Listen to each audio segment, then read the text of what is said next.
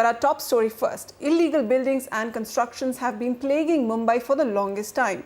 At last count, nearly 56,000 buildings with some form of unauthorized construction or the other were found in Mumbai alone.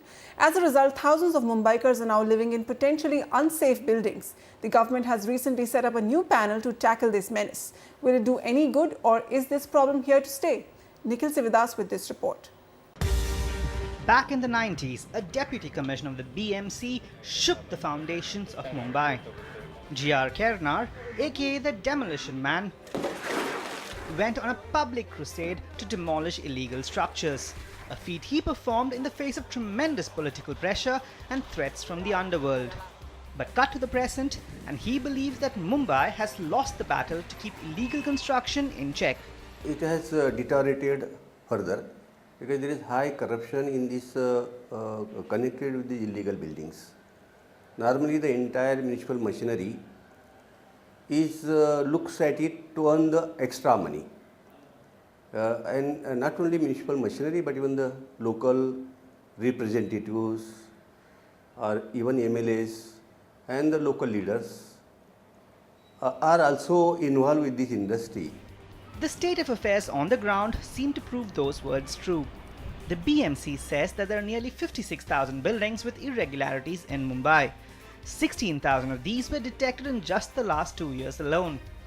Take into account regions such as Ulhasnagar and Thane, and the number of illegal buildings could run into the hundreds of thousands. Stringent regulations, a long-drawn approval process as well as rampant corruption makes it cheaper and faster for builders to build unauthorized structures rather than seek permissions. Complicating matters is the lack of an effective machinery to counter this. The municipal corporation doesn't have a machinery to check whether the plans are going as per the schedule.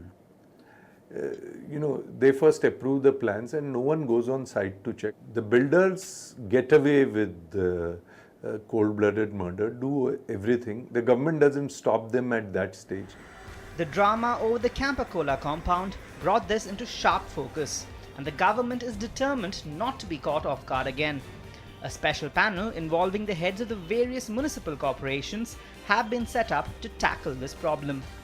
How to stop these buildings from coming up, so how the municipal bodies and other agencies of the government can be more vigilant to prevent that from happening. There are laws available. The only thing one has to do is to enforce those laws. So that is what I think the focus is on. I mean, whatever the laws are very strong, so those we need to take help of those provisions of law and take care of these unauthorized constructions. But those laws have always existed with little to no effect. The BMC has not managed to demolish even a fraction of the 56,000 buildings it had marked for irregularities.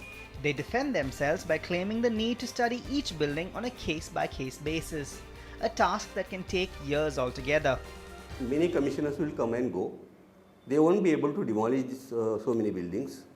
They will have no guts to demolish because of these political pressures, and they will be only making announcement that we are going to take a review, we are going to take study each and every building, which is an impossible task. Which brings us back to the only solution the government has on hand: regularization. Experts say that the government should regularize existing illegal structures and set up a more robust system to prevent further illegal construction. But that's a catch-22 situation. Builders will continue to build unauthorized structures, secure in the knowledge that it will get regularized later. And considering the human impact of demolishment, the government will be hesitant to take action. So the big question then, now and in the future is whether the government will have the courage to tackle this problem once and for all. From Mumbai, Nikhil Sivadas, NDTV.